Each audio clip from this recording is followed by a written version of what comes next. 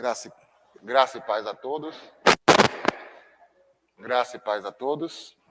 Amém. Hoje nós vamos dar continuidade ao estudo que já estamos tendo do texto de Marcos e continuaremos de onde paramos. Paramos na última aula em Marcos capítulo 10, verso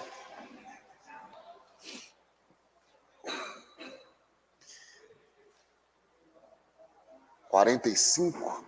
Então vamos iniciar hoje a partir do verso 46 de Marcos.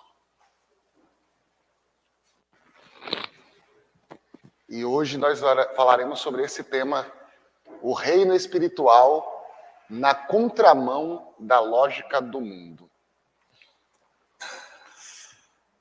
Amém? Eu não vou ler todo o texto, né? Porque ele é bem extenso, se formos ler até onde nós iremos estudar, mas eu gostaria de ler alguns pontos de alguns versículos cruciais. Amém? Vamos ler aqui o restante do capítulo 10 completo, que diz assim: Então chegaram a Jericó, quando Jesus e seus discípulos, juntamente com uma grande multidão, estavam saindo da cidade. O filho de Timeu, Bartimeu, que era cego, estava sentado à beira do caminho pedindo esmola. Quando ouviu que era Jesus de Nazaré, começou a gritar: Jesus, filho de Davi, tem misericórdia de mim. Muitos repreendiam para que ficasse quieto, mas ele gritava ainda mais: Filho de Davi, tem misericórdia de mim. Jesus parou e disse: Chamem-no. Agora vamos ler o versículo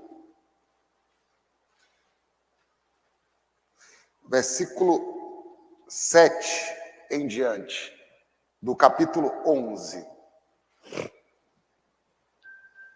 Gostaria até que alguém se colocasse para ler aí em alta voz.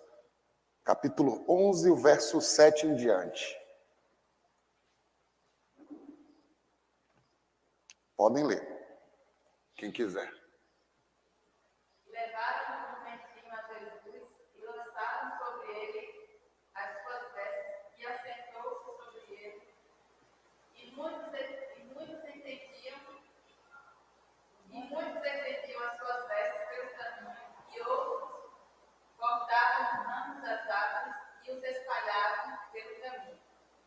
E aqueles que iam adiante e os que seguiam chamavam, dizendo: Hosana, Hosana, bendito o que vem em nome do Senhor.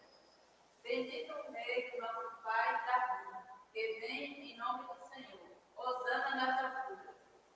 E Jesus entrou em Jerusalém no templo, e tendo visto tudo em redor, como fosse já tarde, saiu para Betânia com os 12. Agora vamos ler versículo 17 em diante. A partir do verso 17 em diante.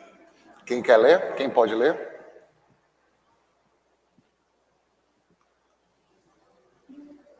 Ele ensinava dizendo: não está escrito, minha casa será chamada por todas as nações casa de oração, mas vós as tendes feito ouvido a voz. Só até aí. Versículo 20 e 21. De manhã, ao passarem, viram a figueira seca desde a saída.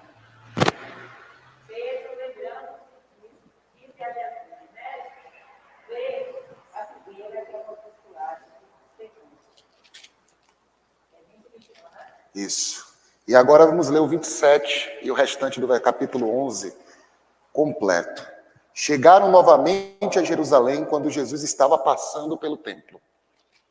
Aproximaram-se deles chefes dos sacerdotes, os mestres da lei e os líderes religiosos, e perguntaram: com que autoridade está fazendo estas coisas? Quem te deu autoridade para fazê-las? Respondeu Jesus: Eu farei uma pergunta, respondam-me, e eu direi com que autoridade estou fazendo estas coisas. O batismo de João era dos céus ou dos homens? Digam-me. Eles discutiram entre si, dizendo: se dissermos dos céus, ele perguntará: então por que vocês não creram nele? Mas se dissermos dos homens, eles temiam o povo, pois todos realmente consideravam João um profeta. Eles responderam a Jesus: não sabemos. Disse então Jesus: tampouco direi com que autoridade estou fazendo estas coisas. Oremos ao Senhor. Pai eterno, Deus majestoso, aqui está a tua palavra que foi lida, ó Deus, fala aos nossos corações, nos ilumina, nos guia, nos alicerça em tua palavra e nos faz, ó Pai, crescermos, amadurecermos e sermos cheios de ti, em nome de Jesus. Amém. Antes de iniciar, comentar com os irmãos que ontem tivemos um evento lá na IBAP, que foi uma bênção. A Aline esteve lá conosco, participando. Foi assim, eu me lembrei da minha época de juventude que tínhamos um negócio chamado Dia com Deus. E eu descobri que eu não tenho mais 19 anos para ficar aguentando de 2 horas da tarde até... Que horas foi que foi acabar? 9 quase da noite, né? Quase 9 horas da noite. Mas foi muito interessante e tem um pouco a ver com o que nós iremos falar hoje, quando você vê jovens que ficam impressionados quando são apresentados a conceitos básicos do Evangelho. Eles se surpreendiam com coisas simples e, como é, de coisas que a gente fala comumente, era algo para eles absurdo, polêmico, que eles nunca tinham ouvido falar. E isso tem a ver com o que estamos dizendo, porque nós estamos numa carência de conhecimento da palavra de Deus. E quando a gente vê esses jovens sedentos, mas quando ouvem, como diz o autor de Hebreus, né, os fundamentos básicos da fé, e se surpreendem com esses fundamentos que são básicos da fé, a gente vê a carência que nós temos em nossas comunidades de uma reflexão profunda da palavra, como temos tido nesses últimos 3 anos aqui na Sião. É um trabalho de conta-gotas, mas se a gente fizer um esforço mental de memória e tentarmos lembrar como é que nós já avançamos nessa leitura nesses últimos tempos, né, Nelson? Porque a palavra vai renovando. Aí alguém diz, mas eu leio a Bíblia desde quando eu me entendo por crente. Só que quando a gente se debruça a ler, parece que o negócio vai ampliando mais um pouquinho a nossa percepção. Aquilo que a gente não tinha entendido, não tinha visto, mas isso só acontece com quem está constantemente buscando essa compreensão da palavra de Deus. E quando a gente lê esse texto é continuação de tudo que a gente já discutiu, e eu vou fazer só aquela revisão geral, né? Começamos a falar dessa questão dos últimos momentos do ministério de Jesus, onde ele declaradamente afirma a sua autoridade sobre céus e terra. É anunciado como Cristo, e aí vem uma série de acontecimentos que nós já vimos aqui, que vão comprovando essa autoridade de Jesus sobre demônios, sobre os céus, sobre a lei, sobre os profetas, sobre o sistema do mundo. E na aula passada nós encerramos justamente diante de um paradigma. Quem é o maior no reino de Deus? Quem poderá se sentar à direita de Deus? E Jesus dá uma das respostas, assim, entre as respostas duras que Jesus dá, essa é bem dura também, né? Ele fala, vocês têm coragem de tomar o mesmo cálice que eu vou tomar? Fazendo menção do seguinte, né? Você quer ser grande no reino de Deus, o preço é muito alto, porque a grandeza do reino de Deus, ela não é dentro da lógica do mundo. E no mesmo texto ele vai continuar falando sobre a história de Bartimeu. É um cego, e essa história é incrível porque não há consenso. Apesar de nós dissermos que existem os evangelhos sinóticos, eu sempre digo que os evangelhos sinóticos não são tão sinóticos assim. Sinótico é sempre a ideia de que são iguais, né? A gente tem essa coisa que a gente aprende na igreja, Mateus, Marcos e Lucas. Se você ler atentamente, aí eu falo, né? Quem tem o hábito de ler a Bíblia já percebeu que não é tão parecido assim, não. Principalmente quando você pega essa história. Cada um conta essa história de uma forma diferente. Todos os três contam a história. Tem um que são 2 cegos. Tem um outro que Jesus vai até o indivíduo. Entende? Mas, em outras palavras, o resumo da história é o mesmo. Um cego está à beira do caminho, uma multidão vem, ele percebe que é Jesus de Nazaré que está passando, e ele começa a clamar a Jesus, dizendo, Jesus, filho de Davi. E essa nomenclatura é interessante, porque a partir desse momento, Jesus, que demonstrou sua autoridade nos céus e na terra, ele começa a questionar e colocar em xeque no texto o autor de Marcos para explicar que autoridade é essa de Jesus sobre a terra. Porque quando Jesus se apresenta como Cristo, que é o Messias, a lógica que se tem é a ideia messiânica do Antigo Testamento, que não tem nada a ver com a ideia messiânica do Novo Testamento. Messias no Antigo Testamento não significa filho de Deus. Isso é uma interpretação cristã e não judaica. Messias significa ungido de Deus. E qualquer um poderia ser um Messias. Inclusive, o rei Medo-Persa é chamado de Messias. Ciro é o Messias. Porque Ciro é usado por Deus para permitir que o povo de Deus volte para a sua terra. E o povo se refere a ele como ungido do Senhor.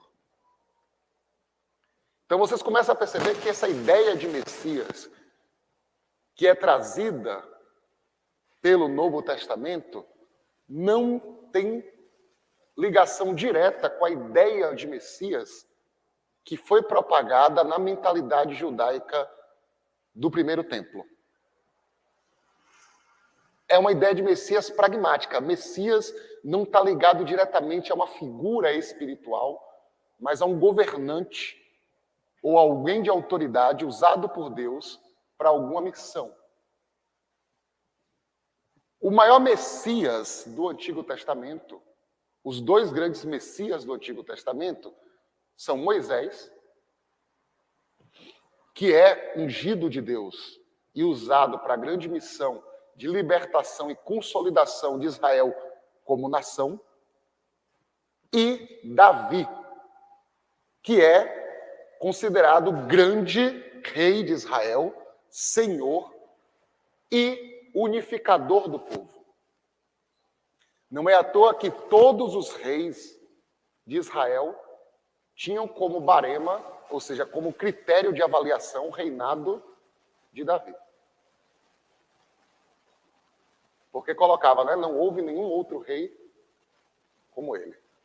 E sempre era comparado, né? A baliza de um reinado, para ser considerado um reinado bom ou ruim, era analisada a partir do reinado. Se fez tudo conforme, né, Davi fez, não fez, não estava aprovado. Então, Davi é um grande ungido. E, ainda por cima, existe toda uma construção teológica de que o reinado de Davi seria eterno. Só que esse reinado eterno não é uma concepção sobrenatural. Isso é uma interpretação cristã.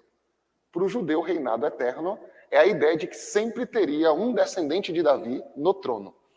E não que ele seria perpétuo, mas que sempre teria alguém da linhagem de Davi no trono. Por que isso é interessante? Porque é interessante a escolha de Marcos ao deixar claro, e em todos os textos, por mais que seja diferente, essa informação ela se repete. O cego se refere a Jesus como filho de Davi. Mostrando claramente que quando Jesus é anunciado Cristo, existe um problema de interpretação nesse conceito. Porque só os discípulos conheciam a parte espiritual do ministério de Davi. Só tinham 3 discípulos no Monte da Transfiguração. O povo só conhecia a parte dos milagres. Então, na mentalidade do povo, Jesus, filho de Davi, pressupõe que Roma vai ser derrubada e que Jesus vai instaurar novamente um reinado segundo o reinado do rei, que é a referência para todo o povo, Davi. E esse texto começa a quebrar esse conceito. É a partir da história do cego que Jesus começa a dizer o seguinte: o meu reino não vai acontecer no modelo de reino que vocês têm em mente. O povo tinha um conceito, né, de Messias, de rei em mente, e Jesus começa a quebrar isso. E aí a multidão está lá com Jesus e esse conceito começa a ser quebrado. Pode passar aí o slide. E a primeira coisa que eu quero falar dessa história, e aí fazendo já um paralelo com o nosso tempo, é um conceito assim, não é meu, mas que já é discutido há um tempo, que é o conceito de capitalismo espiritual. Não são só os judeus que muitas vezes têm uma interpretação equivocada do conceito de Messias.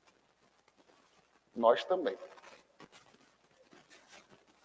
Apesar da revelação do Cristo e Messias para nós, cristãos, ser uma coisa espiritual de um reino que não é desse mundo, muitas vezes nós voltamos a velhos paradigmas e velhas questões.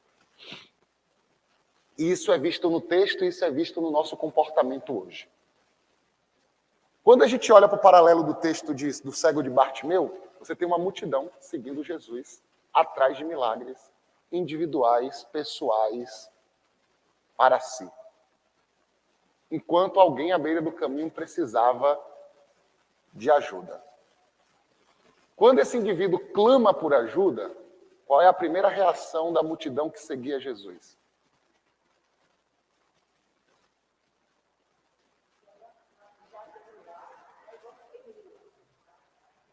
Porque Jesus, para eles, não simbolizava o exemplo a ser seguido, mas o Deus para me abençoar. Dentro desse texto já está aqui estabelecido um paralelo com o nosso conceito de evangelho hoje também.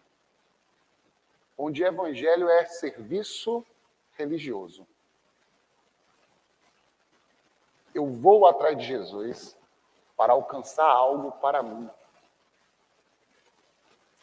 E acho que isso é seguir a Jesus. Mas na aula passada eu fechei com outro conceito que entra em paralelo e totalmente oposto a isso, que é a ideia de igreja samaritana. E é interessante nesse texto que Jesus mostra claramente qual é o ideal dele para os seguidores dele. Jesus não quer seguidores que corram atrás dele como se ele fosse Papai Noel, mas seguidores que conduzam vidas até ele. E eu acho bacana essa interpretação de Marcos, porque ele diz assim: tragam ele até mim. Jesus não vai até o indivíduo. Mas diz para mesmo o povo que está alienado, achando que seguir a Jesus é ir atrás de bênçãos e favores, dizendo assim, ó, para com essa maluquice de correr atrás de bênçãos e favores e façam o que eu faria. Vão atrás desse indivíduo que está à beira do caminho e conduzam ele. E para mim isso é o maior simbolismo do que realmente Jesus espera daqueles que o seguem. Nós não fomos chamados para Jesus para sermos cheios dele e seguirmos eles atrás de algo que nos favoreça. Nosso seguimento, e esse termo seguimento é um termo que faz parte do conceito igreja samaritana. Nosso seguimento, ou seja, nossa missão é conduzir a outros a Cristo. E é justamente esse paradigma que o texto quebra. Por que esse conceito de seguir a Jesus? Porque a lógica ainda é a lógica de um sistema deste mundo.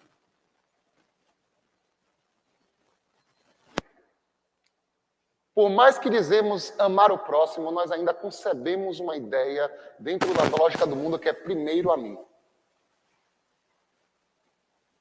o que é bom para mim, o que é agradável para mim. E se sobrar alguma coisa, algo para o outro.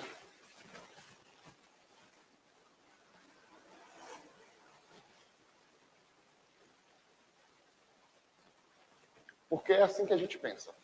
Involuntariamente. Instintivamente.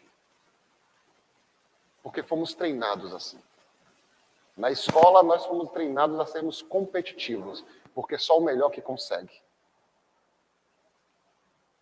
E na igreja, nós também somos ensinados a sermos religiosamente competitivos. Porque quando eu falo sistema capitalista, eu não estou aqui defendendo sistemas políticos. Mas capitalismo nada mais é do que um sistema que diz que eu só tenho aquilo que eu mereço e conquisto. O que é de errado nisso em um sistema econômico? Não. Mas como estilo de vida, já é outra coisa. Como estilo de vida, isso não pode reger meu modo de pensar evangelho. Porque o evangelho não é competição, não é merecimento. Mas é difícil para mim entender isso, porque eu falo assim, mas não faz sentido. Por que não faz sentido?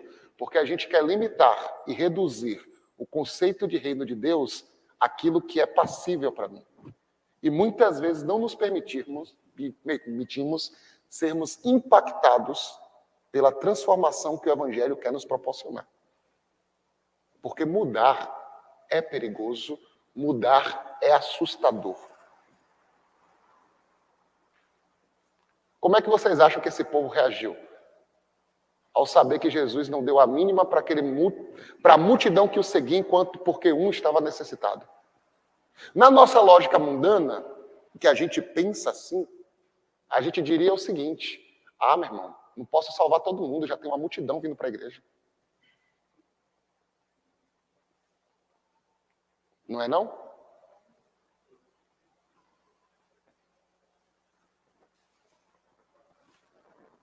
Já tem muita gente. Uma pessoa que precisa. E aí a gente começa a criar desculpas imaginárias para justificar nossa negligência. Ah, não tenho como salvar todo mundo, não podemos ajudar todo mundo. Nem todo mundo vai ser tocado pelo Espírito Santo, porque a gente tende a preferir a lógica da multidão. Porque a nossa métrica é a métrica da multidão. Se a métrica de Jesus fosse a métrica da multidão, para ele, a missão dele naquele local já tinha sido cumprida. Uma multidão o seguia, ouvia a sua mensagem. Nisso consiste um afastamento grandioso do propósito divino. Porque muitas vezes, para manter a multidão e não contrariar a multidão, se entrega à multidão que eles desejam. E aí se torna um evangelho de barganha capitalista de serviço religioso. Porque o que Jesus fez poderia destruir o ministério dele ali. Espera aí, Jesus não está preocupado comigo. Está preocupado com o cidadão, que nem gente é direito. A gente vive numa sociedade que, por exemplo, igrejas hoje têm seguranças, né, na porta. Porque nem todo tipo de gente pode entrar. É um conceito que a gente pensa porque não temos aqui, mas tem. E são barrados. Na desculpa é porque eles vêm para causar confusão. Não é assim, não, que causa confusão. Entende? A lógica de que o evangelho é algo para me servir. E aí você entra no conceito de novo que Jesus traz para Tiago e seu irmão. Eu não posso determinar quem vai sentar à minha direita. Porque o evangelho não está ligado a quem vai ser superior, mas a quem vai servir. Eu chamei vocês para serem servos como eu vim servir. Jesus está dizendo para a multidão, a lógica não é me seguir e atrair seguidores. A lógica é servir a quem precisa. E esse conceito fica bem evidente quando o texto continua avançando com a entrada triunfal. Passa um pouquinho. Porque a entrada triunfal é justamente esse choque. Jesus sabia o que iria acontecer, faz todo aquele movimento da jumento, né? Manda pedir, traz, né? Fala para o pessoal, pega o jumento, se alguém perguntar, diz que eu vou precisar e eu vou devolver. E quando ele entra, está toda aquela euforia. Por um lado, essa euforia é uma mensagem para o mundo. Né? Vim para aqueles que não podem. Um rei que, em vez de tapete vermelho, recebe os ramos, as roupas, porque eram pessoas que não tinham nada para oferecer. E o que tinham para oferecer? Ou aquilo que vestiam, ou aquilo que encontravam pelo meio do caminho. Mas, em contrapartida, o texto deixa de forma intencional, escondida, a reação de Jesus acerca daquilo até o último versículo, que mostra que Jesus foi totalmente indiferente àquela situação. Jesus entrou em Jerusalém, dirigiu-se ao templo e observou tudo à sua volta. E fez o que mais? Nada.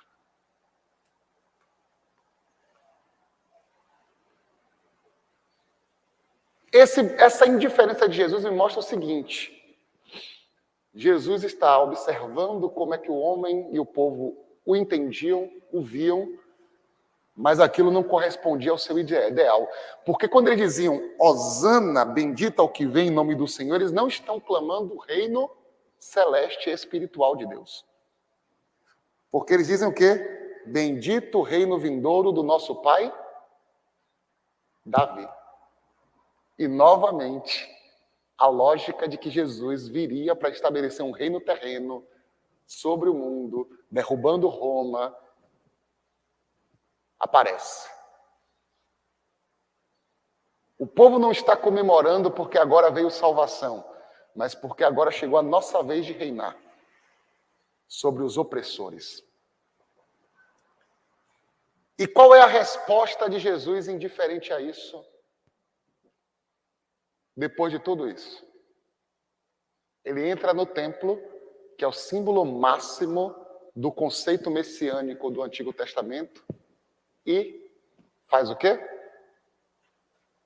Faz um discurso de posse. Agradece aos seguidores, quebra tudo. Destrói tudo. E para mim isso fica implícito, que a mensagem fica bem clara, que Jesus não aceita e não se conforma em reduzirem o reino que ele veio estabelecer às nossas próprias necessidades humanas. Porque o que aquele povo estava fazendo? Subordinando o reino de Deus aos seus interesses pessoais. Eles tinham vontade de novamente ser uma nação independente com governo próprio. E projetaram na mensagem de Jesus uma possibilidade de alcançar esse ideal. E a gente pode até dizer, não, mas a gente não quer isso mais hoje, né? Mas quantas vezes nós não fazemos a mesma coisa? E pegamos a mensagem de Deus para projetar nossos próprios desejos. E reduzimos a gloriosa mensagem do Evangelho a simplesmente mecanismos para alcançar as nossas próprias vontades e necessidades. E aí, novamente, reduzimos o Evangelho a alcançar aquilo que eu preciso ou quero. E é uma lógica que a gente pode negar, dizer que você está falando besteira, mas está instaurado e a gente sabe disso. É simples. Quando são os momentos que mais a igreja está cheia? Momentos de crise. Porque as pessoas não vêm, em sua maioria, atrás de Jesus. Vêm atrás de solução. E de quem é a culpa disso? Nossa. Porque nós alimentamos essa mentalidade de solução. Porque no afã de termos multidão, vendemos Jesus de qualquer jeito. E muitas vezes não apresentamos a salvação, apresentamos solução para problemas. Somente. Jesus soluciona nossos problemas? Com certeza. E solucionou de várias pessoas? Com certeza. Jesus soluciona problemas financeiros? Com certeza. Ele fez isso com Pedro. Estava devendo imposto e correndo o risco de ser preso. Vai lá na boca do peixe, pega o dinheiro, não é isso? Paga seu imposto. Mas essa é a função máxima do Evangelho? É isso que consiste a mensagem de Jesus? Na verdade, estamos tornando aquilo que é periférico ao Evangelho como central ao Evangelho. Aquilo que é mensagem secundária do Evangelho como uma mensagem principal. E a mensagem principal ela vai ficando de escanteio. Qual é a mensagem principal do Evangelho? A mensagem principal do Evangelho é a mensagem que é entregue a Maria. No momento em que o anjo anuncia o nascimento de Jesus. Eis, Maria, que você terá um filho concebido através do Espírito Santo e ele se chamará Jesus. Porque através dele, Deus trará salvação para o mundo.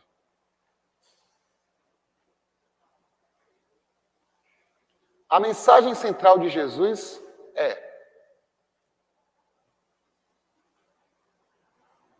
todo aquele que crê será salvo. A mensagem central de Jesus é: Deus não negligencia você. E não se ilude com multidões, esquecendo que existe alguém precisando de ajuda. Mas o que é que a gente torna? A gente torna o evangelho da barganha. Dê e recebereis. É assim que a gente prega, não? Porque a gente se rende ao sistema desse mundo. Ao sistema que convence pessoas. A gente quer se igualar aos coaches de riqueza que arrastam multidões. Por isso,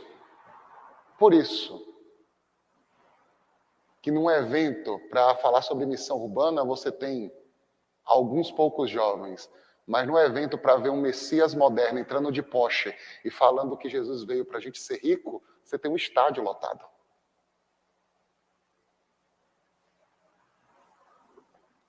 Porque é mais agradável entender as coisas que fazem sentido para a gente, porque está dentro da nossa lógica de mundo.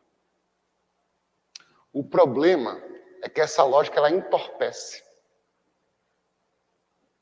E eu sempre associo isso muito a um dos textos que eu sempre gostei muito na adolescência, né, que é a Odisseia, texto de Homero, que narra a história do herói Odisseu, ou conhecido como Ulisses, depois da guerra de Troia, voltando para casa. E um dos desafios que ele enfrenta na sua jornada é uma ilha dos lotófagos, os comedores de lótus, que eram indivíduos que começavam a comer uma florzinha de lótus e, ao comer ou consumir essa flor, eles se esqueciam porque estavam viajando. E ficavam presos na ilha. E dias pareciam minutos, e meses pareciam horas. E quando eles se davam conta, já tinham passado anos na ilha, achando que estavam passando algumas semanas. E Ulisses percebe isso e amarra seus tripulantes, volta de volta para o barco, porque ele percebe que se ele se deixasse seduzir por aquela ilha, ele nunca conseguiria retornar para casa, sua missão nunca seria completa. E essa história é uma história fantasiosa, né, da mitologia grega, mas que está bem coerente com o que acontece hoje. A gente prefere ficar no momento da ilusão, alienados. Só que o problema é que a gente esquece qual é a nossa missão. A gente vê como porto seguro, só que não percebe que esse porto seguro, na verdade, é uma armadilha, que só tem uma única função: interromper a nossa viagem de alcançar o nosso objetivo, de cumprir aquilo para o qual nós fomos chamados.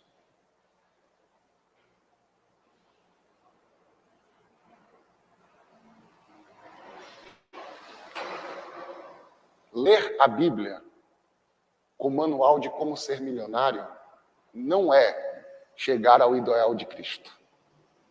Não que Deus tenha alguma coisa contra você querer ser milionário, mas, por favor, não resuma o evangelho à lógica mundana que você se agrada. Assim como eles tentavam reduzir Jesus ao simples reinado terreno de Davi, a gente quer resumir Jesus à nossa simples lógica de acúmulo de bens. Mas eu vou te dizer uma coisa. A lógica de acúmulo de bens não satisfaz a lógica de um reino eterno, porque bens não são eternos. E minha avó já dizia isso muito claramente, né? Que ela disse que não ligava para dinheiro porque não vai levar nada disso no caixão. Não era assim, não. E eles estavam certos, né? Os antigos falavam isso, mas estavam certos, não, Nona? Não estava errado de alguma forma? Não é que Deus é contra a gente ter uma vida confortável, mas tem que entender que esse não é o sentido do Evangelho. Porque o reino eterno não aceita tesouros terrenos. E Jesus já disse isso, não acumuleis tesouros onde a traça e a ferrugem, mas acumuleis bênçãos. Já deixa claro, né? Se você só se preocupa com isso, saiba que isso não servirá de nada lá.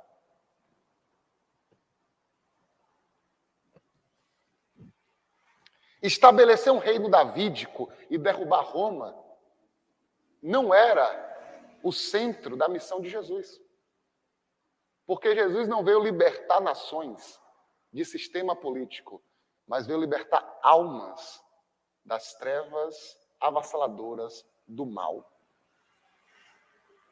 Jesus não veio estabelecer um reino para estabelecer autoridades terrenas, mas veio estabelecer um reino para iluminar um mundo que já estava totalmente dominado pelo maligno. E isso fica evidente, entendendo também que esse sistema não estava só no mundo externo. Toda vez que o sistema do mundo externo entra no sistema religioso, nós temos um desvio total da missão. Pode passar? Porque aí você começa a ter um mundo que acha que Deus é ferramenta. É um mundo utilitarista, que manipula Deus. E a gente entende o conceito de oferta como conceito de investimento para o crescimento do reino. Mas, no fundo, a grande parte dos evangélicos pensam isso aqui. Que ao dar a oferta, merece isso aqui. Não é não? Ou não é? Ou eu estou falando alguma coisa aqui que é da minha cabeça? Quem nunca ouviu alguém reclamar da sua condição e dizendo, mas eu sou dizimista e Deus me permite ficar assim?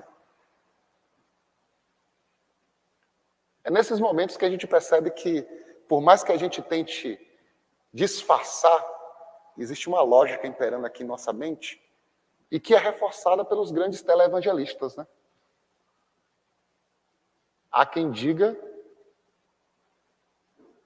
que feijão cura Covid.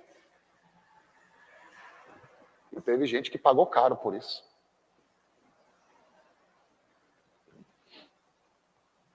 E eu deixo de ofertar na minha comunidade local, que tem seus projetos, mas eu tenho que dar R$1.000 de oferta para receber uma plaquinha de um homem santo dizendo que meu lar é abençoado.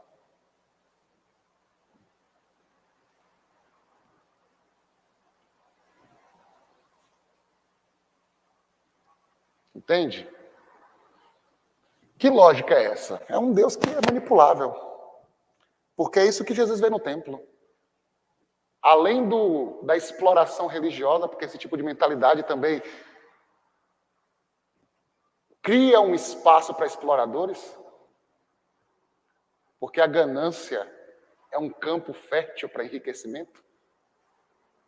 Vender para ganancioso é fácil.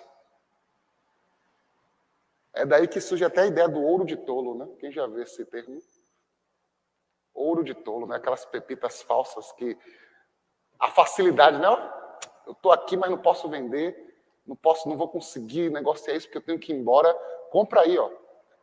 Por um preço baratinho, o cara compra e quando descobre, não comprou ouro. Comprou um latão dourado. E a gente está no evangelho onde todo mundo está vendendo latão dourado como bênção de Deus e a gente se ilude com isso. O povo tinha que ofertar e o povo achava que sua oferta diretamente interferia na quantidade de favor de Deus que eu teria. Nisso começa a surgir uma lógica. O povo vem de longe, nem sempre tem como trazer os animais, bora vender. E aí começa a criar todo um conceito, né? Porque quando essa mentalidade mundana entra nos crentes, abre um espaço na igreja para que o mundanismo entre na igreja. A gente pensa que mundanismo na igreja é roupa, é estilo de música. Mundanismo na igreja é lógica mundana, determinando a forma como nós nos relacionamos com Deus. Jesus quebra tudo. E aí fala aquele texto clássico, né? Não está escrito?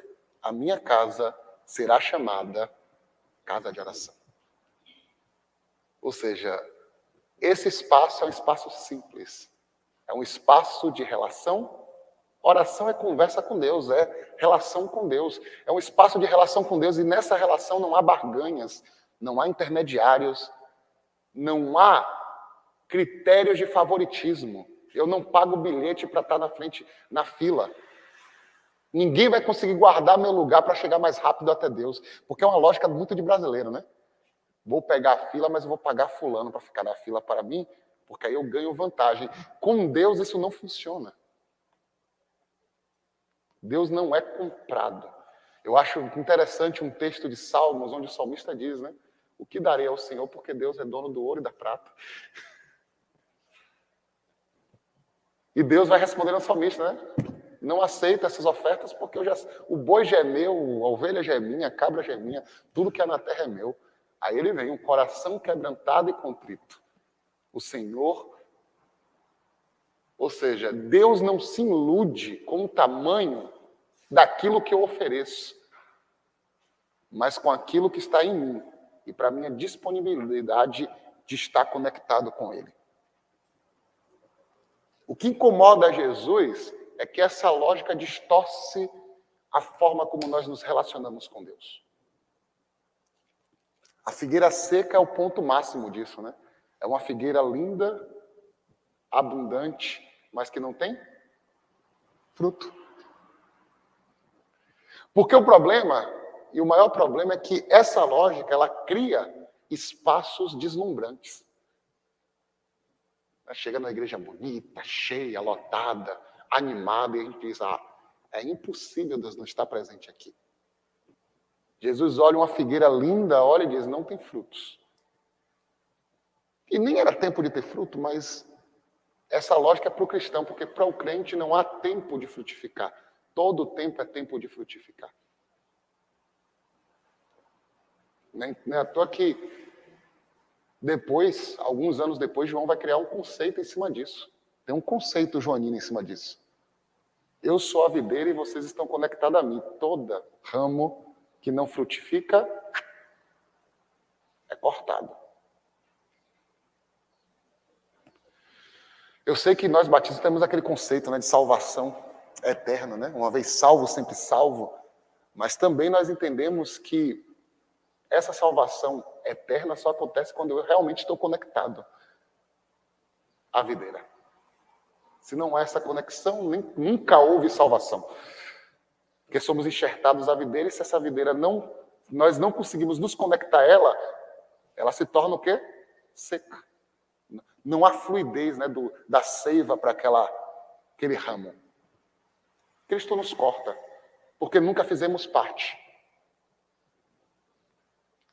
Essa ideia de manipular Deus quebra todo o conceito, porque Deus não veio me servir, eu que vim servi-lo, e servi-lo através do serviço ao outro. Como é que eu sirvo a Deus? Trazendo ofertas ao templo? é servindo ao outro.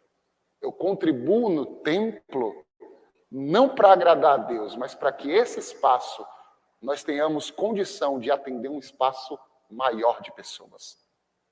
Porque se eu pego só a minha contribuição, ela é limitada, mas se eu junto com a sua, olha, já dá para manter um missionário. Não, já dá para sustentar um missionário. Por isso que a gente faz as campanhas de missões. Ah, mas eu só doei R$10, juntou com mais 10 do outro, com 50 do outro. A gente já manteve 2 missionários, olha.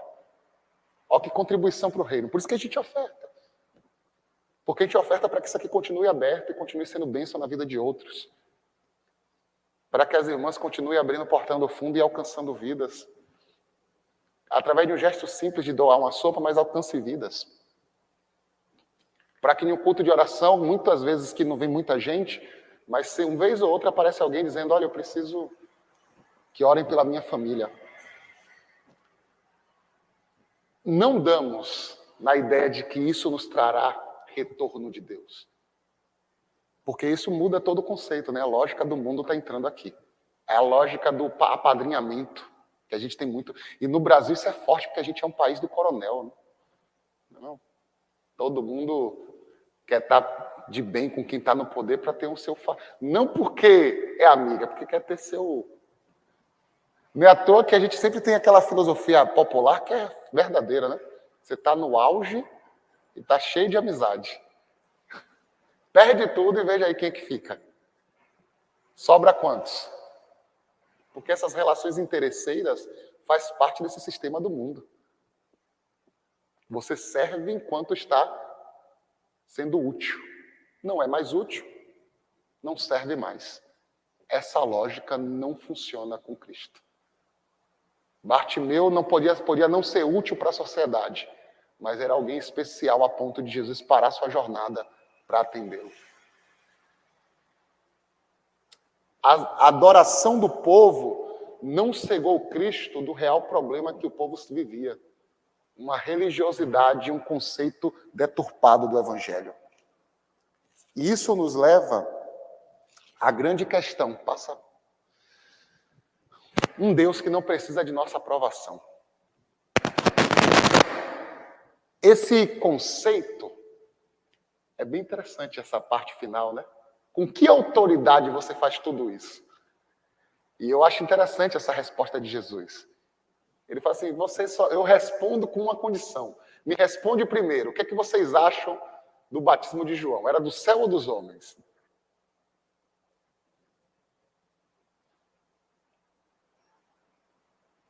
Ah, se eu disser que é do céu, o cara vai dizer, por que é que vocês não acreditaram nele? E se disser que é dos homens, o povo vai dar umas peias na gente, porque todo mundo considerava João o grande profeta. E aí? Não sabemos. Ele diz, também não tem obrigação nenhuma de dar satisfação a vocês. Sabe o que Cristo está dizendo? A única pessoa que eu preciso dar satisfação é quem está comprometido com o reino. E quem está comprometido com o reino não busca respostas escorregadias para fugir da sua responsabilidade.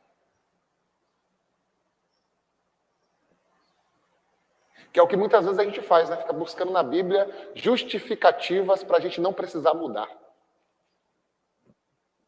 Ou fica buscando na Bíblia justificativas para a nossa vida cristã conformada. Ao invés de reconhecermos a verdade que vai, porque a verdade nos compromete. Os homens sabiam que qualquer resposta que eles dessem iam comprometê-los.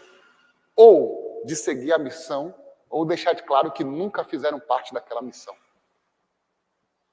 E às vezes a gente está igual a esses homens, com um pé na igreja, dentro da missão de Cristo, e um pé lá fora, dentro da lógica do mundo, e a gente não quer abrir mão de nenhum dos dois. Porque a gente tem medo de perder o favor divino, mas tem medo de se comprometer totalmente com a lógica do mundo para não parecer que não é um cristão de verdade. Aí cria essas bizarrices de evangelhos multiformes, ligados a uma teologia superficial que não alimenta ninguém, somente o próprio ego.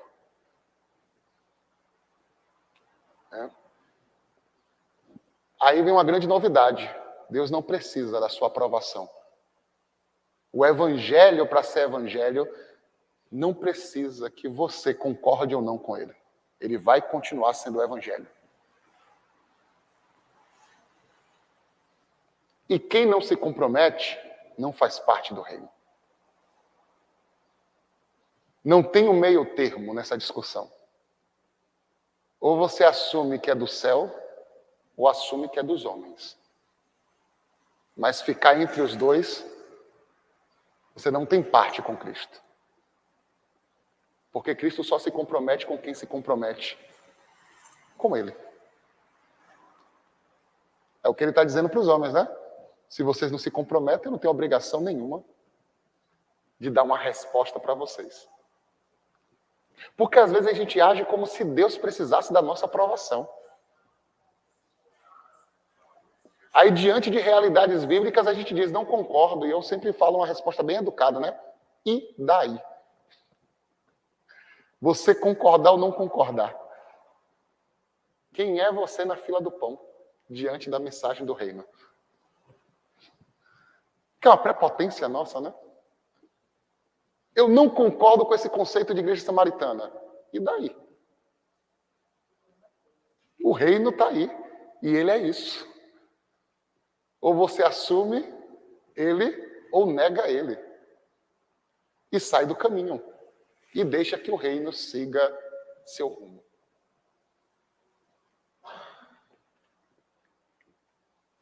Não há como ficar entre dois lugares. Pedro aprende isso da pior maneira possível. Na alma dele, né? Estava comprometido com Jesus, mas não o suficiente para assumi-lo diante dos acusadores. Mas isso destrói a alma de Pedro. E muitos cristãos destruindo sua própria alma, porque não conseguem se comprometer e acham que isso é benéfico, ficar no meio termo. Seguindo Jesus de longe, e quando é conveniente eu me aproximo, quando é conveniente eu nego. O reino de Deus é comprometimento. Ou eu me comprometo com ele ou não. Por isso que o batismo é público e não escondido.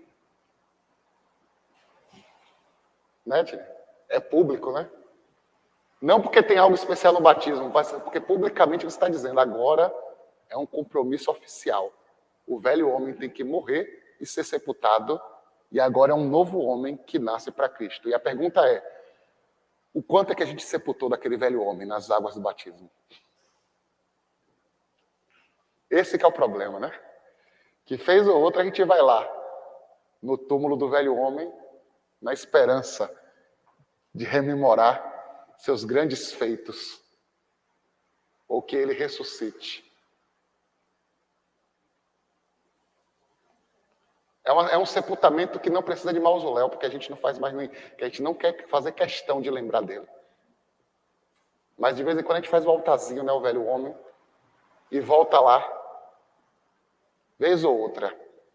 Quando é que a gente volta para ver esse velho homem? Quando a gente percebe que o evangelho está nos puxando para comprometer, a gente começa a dizer, mas não é bem isso que eu queria. O evangelho é comprometimento. Faço parte de todos os mistérios de Deus ou não? Uma coisa eu te digo, esses textos, eles marcam os últimos momentos de Jesus, por isso que o negócio vai ficando cada vez mais estreito. Até o ponto de Jesus dizer, olha, agora, ou está comigo, ou não está. Ou abraça o projeto do reino, ou não tem parte comigo. E isso é muito forte. Porque aquela mesma multidão que grita hosana faz parte da multidão que condena Jesus. Porque gritar hosana, glorificar e fazer estandartes em nome de Deus não significa comprometimento com o reino. Se eu me escandalizo quando Deus tenta purificar o nosso templo. Se eu resisto quando Deus entra no templo do meu coração e quebra tudo. Não adianta eu gritar hosana Se eu prefiro manter os ídolos do meu templo interior e não permito que Jesus faça a limpa para que eu deixe de ser alguém pensando na lógica do mundo. E aí vem uma lógica simples, né, pastor? Não tem como servir a dois senhores. Ou serve a Deus, ou não serve. Ou tem a atitude de Josué de levantar-se diante do povo e dizer: não sei que Deus vocês querem servir, mas eu e a minha casa serviremos a Deus. Porque na relação com Deus não há meio termo. Eu gosto de um termo muito bacana que é assim: em Deus não há variação nem sombra de variação. A ideia da variação e sombra de variação é ligada à lógica do relógio de sol, que à medida que o sol mudava de posição, a sombra do sol mudava, para mudar a hora. E aí o autor vem dizer o seguinte: Deus não é assim, não muda de acordo com as condições externas. Ele estabelece seu propósito, e mesmo que o sol mude de lugar, não há sombra de variação. Não vai mudar de lugar. O princípio não vai mudar porque o sol mudou de posição. Deus ainda é o mesmo. E aqueles que o seguem têm que estar na mesma firmeza, a ponto de afirmar como Paulo: nada me separa do amor de Deus, que está em Cristo Jesus. Porque eu sei ao Deus que eu sirvo e sei aonde eu quero chegar. E é esse conceito de uma igreja que não segue uma lógica do mundo. Está na contramão. E é nosso papel estar na contramão mesmo. Sabe o que me entristece hoje? Eu não ia falar isso, mas vou falar. É que a gente está acusando o mundo de perseguição religiosa. E eu vou dizer abertamente: não há perseguição religiosa no Brasil. Porque não podemos acusar o mundo quando somos perseguidos por nossos erros. A igreja não está sendo perseguida porque é santa. A igreja está sendo perseguida porque há muito tempo ela se vendeu ao sistema do mundo.